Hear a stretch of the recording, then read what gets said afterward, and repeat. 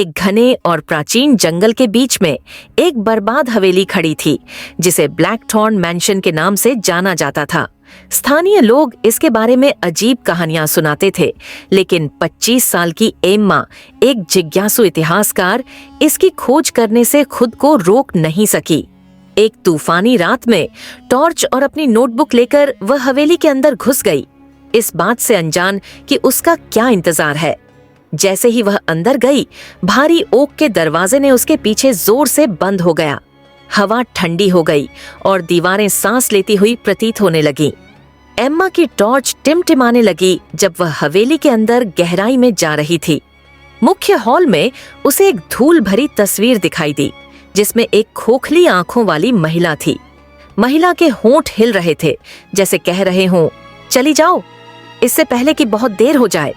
Emma ने इसे अपनी कल्पना समझा और सीढ़ियां चढ़ने लगी।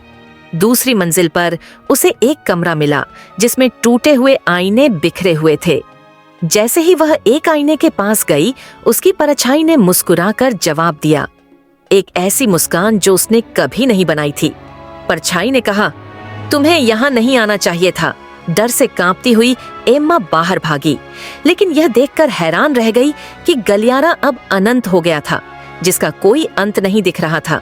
अचानक दीवारों से काली स्याही बहने लगी और शब्द बनने लगे, चाबी ढूंढो या हमारे साथ जुड़ जाओ। एम्मा का दिल तेजी से धड़कने लगा जब उसे एहसास हुआ कि वह हवेली की प्रेतात्माओं के बनाए खेल में फंस चुकी है। वह एक लाइब्रेरी में जा पहुंची, जहां एक किताब खुली पड़ी थी, जिसमें हवेली का नक्शा था। एक लाल एक्स ने अटारी की ओर इशारा किया था, चाबी की जगह। जैसे ही वह अटारी की ओर चढ़ी, सीढ़ियां उसके पीछे से टूटने लगीं और वापस जाने का कोई रास्ता नहीं रहा।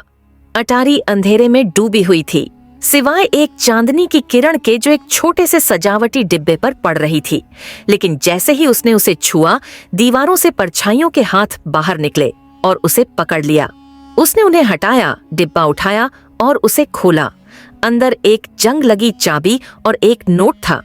दरवाजा केवल तभी खुलेगा जब तुम अपने सबसे बड़े डर का सामना करोगी। एम्मा की टॉर्च बंद हो गई और वह पूरी तरह से अंधेरे में डूब गई। फुसफुसाहटें तेज हो गईं और परछाइयां करीब आ गईं। उसे एहसास हुआ कि उसका सबसे बड़ा डर अकेले रहना, भुला दिया जाना था, जैसे हवेली की आत्माएं। उसने चिल्लाकर कहा, मैं तुमसे नहीं डरती। परछाइयां पीछे हट गईं और दरवाजा फिर से प्रकट हो गया। उसने चाबी डाली और दरवाजा खुल गया। जैसे ही वह बाहर निकली, हवेली गायब हो गई और केवल जंगल रह गया। लेकिन उसके हाथ में वह जंग लगी चाबी अब भी थी और दूर से उसे फिर वही फुसफुसाहटें सुनाई दी, तुम वापस आओगी।